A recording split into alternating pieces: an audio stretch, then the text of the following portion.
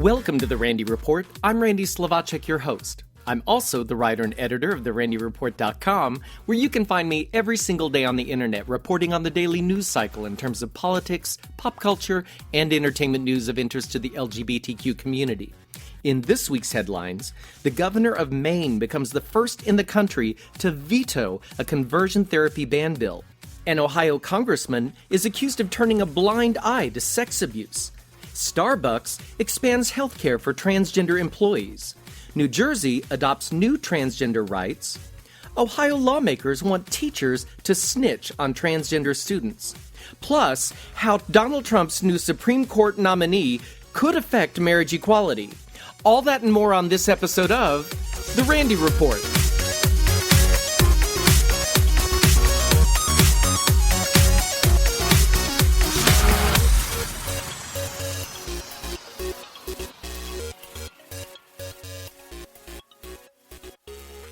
Governor Paul LePage of Maine has vetoed legislation that would have protected LGBTQ youth from the harmful practice of so-called conversion therapy.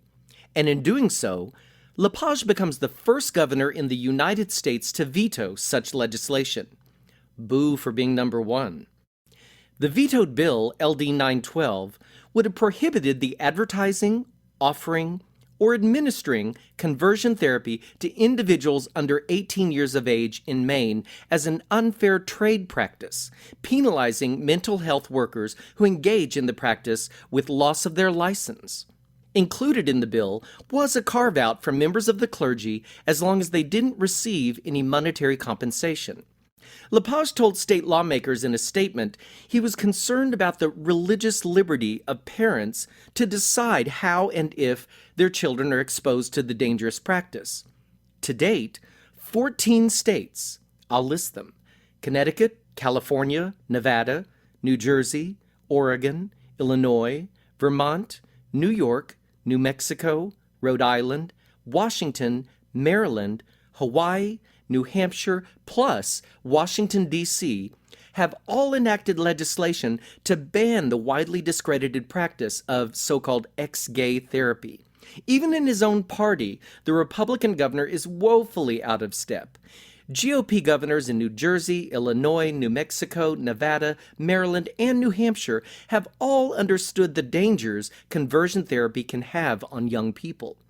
Mainstream medical organizations, including the American Psychological Association, the World Health Organization, the American Medical Association, and the American Academy of Pediatrics, have all denounced the practice. Although the Maine bill passed in the state legislature by healthy margins, 80 to 55 in the House and 19 to 12 in the Senate, LGBTQ advocacy organizations are calling for state lawmakers to override the governor's veto. Representative Jim Jordan, a powerful Republican congressman from Ohio, has been accused of turning a blind eye to sex abuse during his tenure as an assistant wrestling coach at Ohio State University. In April, the university began an investigation into allegations that Dr. Richard Strauss, who served as the team doctor, sexually abused team members from the mid-1970s all the way to the late 1990s. Strauss died in 2005. Jordan, who served as an assistant wrestling coach at Ohio State from 86 to 94, has publicly denied any knowledge of the abuse, but former members of the wrestling team say Jordan is lying, that it is impossible he wouldn't have known about the allegations. To date, 7 former Ohio State wrestlers have come forward saying it was, quote, common knowledge that the doctor regularly showered with the athletes and touched them inappropriately during appointments. One player says he told Jordan about the abuse himself. NBC News reports former head coach Russ Hellickson, Jordan's mentor, said in a recent interview that Hellickson himself had told Strauss he was being too hands-on with students. Former wrestler Mike DiSabato, whose allegations against Strauss prompted the investigation, called Jordan a liar, saying, "I consider Jim Jordan a friend, but at the end of the day, he is absolutely lying if he says he doesn't know what was going on." DeSabato said he reached out to Jordan this year before going to the university to tell Jordan that he planned to go public with his allegations. According to DeSabato, Jordan told him to, quote, "Please leave me out of it," and to not involve him. Another former wrestler, Danyashi Yates, told NBC News he informed Jordan himself about an awkward incident with the doctor in the mid-1990s. He said, quote, "I remember I had a thumb injury and went into Strauss's office, and he started to pull down my wrestling shorts. I'm like, what the F are you doing? And I went out and I told Russ and Jim what happened. I was not having it. They went in and talked to Strauss." Today, Yates says he and his teammates went to Jordan several times about Strauss. Quote, "So it's sad for me to hear that he's denying about knowing about Strauss. I don't know why he would, unless it's a cover-up. Either you're in on it, or you're a liar." A spokesman for Jordan said in an email to NBC News, Congressman Jordan never saw any abuse, never heard about any abuse, and never had any abuse reported to him during his time as a coach at Ohio State. After the NBC News story was published, Jordan's rep added, he has not been contacted by investigators about the matter, but will assist them in any way they ask, because if what's alleged is true, the victims deserve a full investigation and justice. Another Ohio State wrestler, former UFC world champion Mark Coleman, has come forward telling the Wall Street Journal Jordan was aware of the allegations of sexual misconduct, saying, quote, "There's no way, unless he's got dementia or something, that he's got no recollection of what was going on at Ohio State." Based on testimony from athletes in 15 varsity sports over the years, DeSabato estimates Strauss possibly sexually assaulted around 1,500 to 2,000 athletes at Ohio State University from 1978 through 1998. Jim Jordan is a staunch ally of Donald Trump and is rumored to be a contender for Speaker of the House after Paul Ryan retires next year, should Republicans retain control of the House. Regarding the Ohio State scandal, Trump told reporters aboard Air Force One on Thursday, "I believe him 100%. House Speaker Paul Ryan issued a statement through a spokesman saying, "These are serious allegations and issues. The university has rightfully initiated a full investigation into the matter.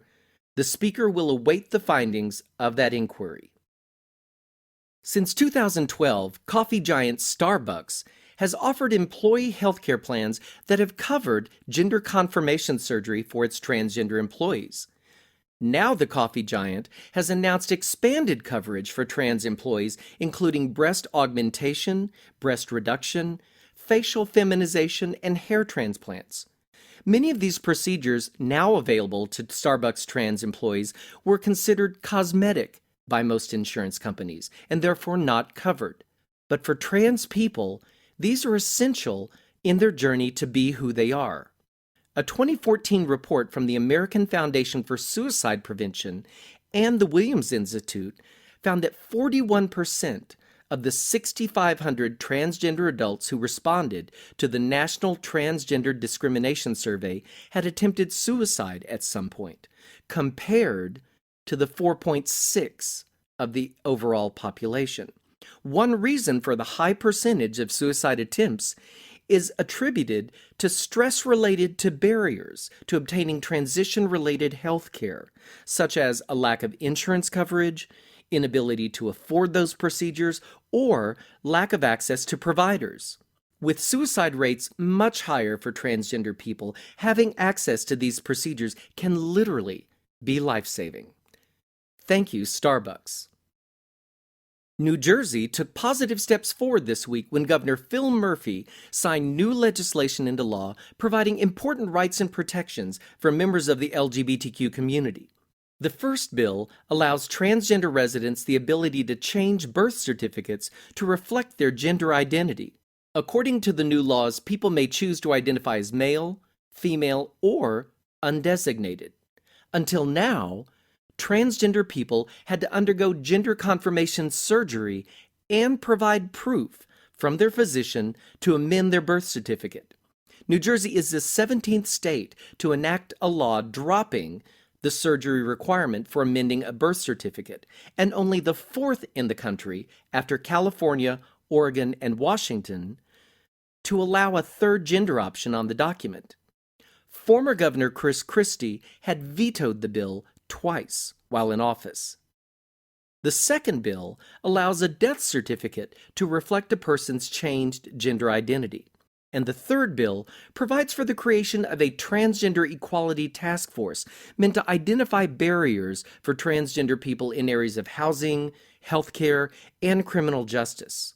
According to a report by the Williams Institute at the University of California, there are approximately 30,100 transgender people living in New Jersey, and 1.4 million trans people in the United States.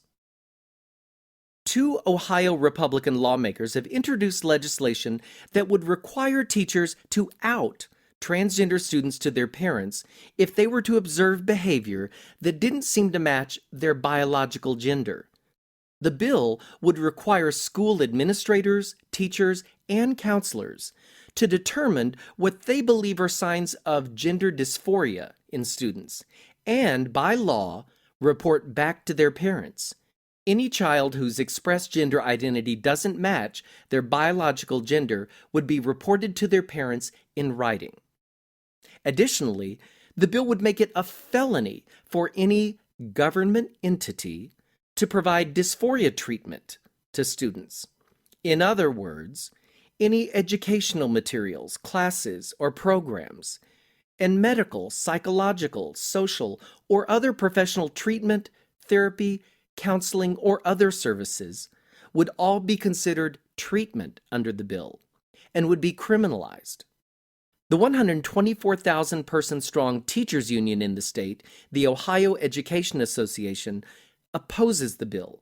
Becky Higgins, head of the OEA, issued a statement which read in part, HB 658 is contrary to OEA's belief that all persons, regardless of gender orientation, should be afforded equal opportunity and guaranteed a safe and inclusive environment within the public education system.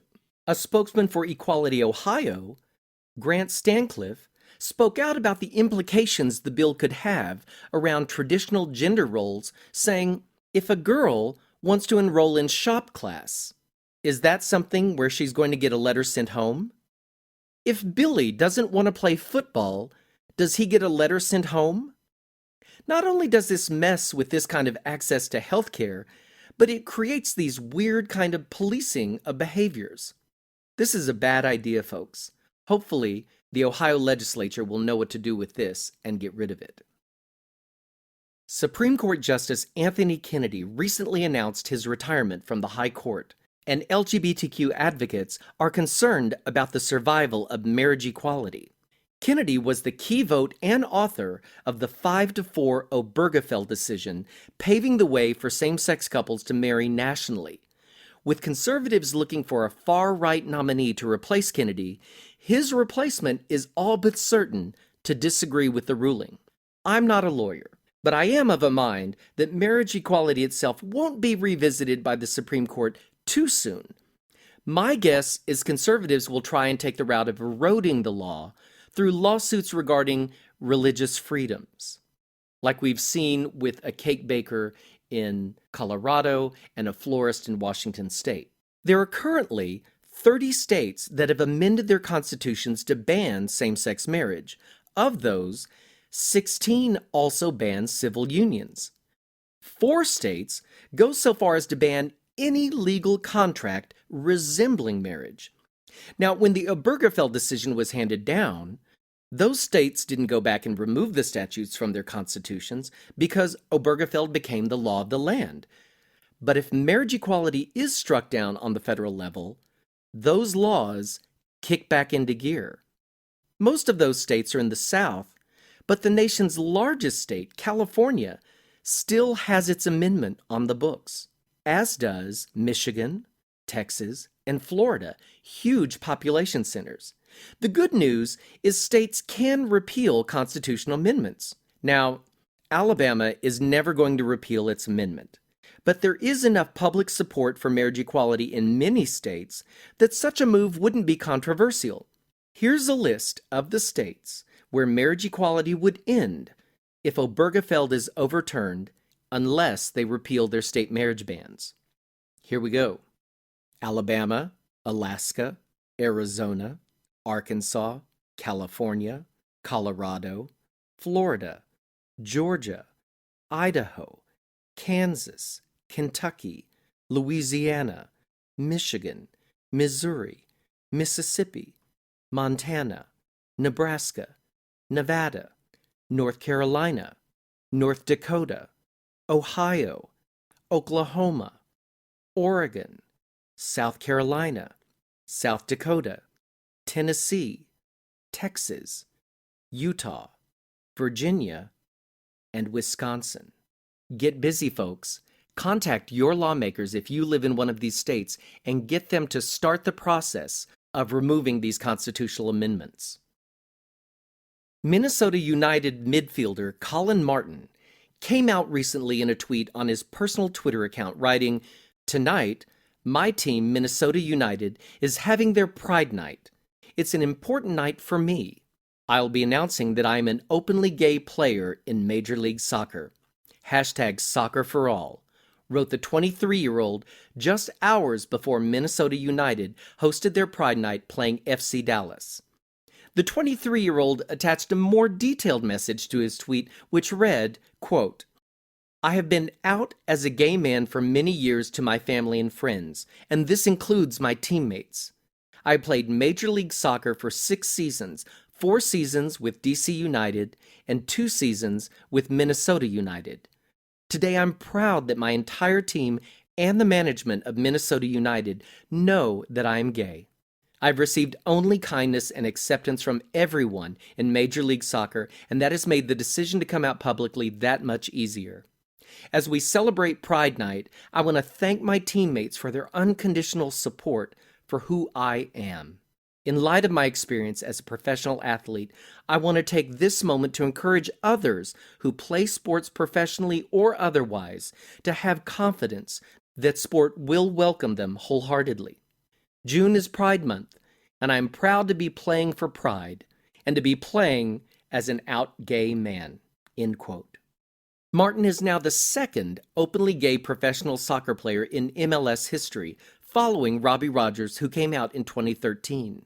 That same year, Jason Collins came out as the first openly gay professional basketball player.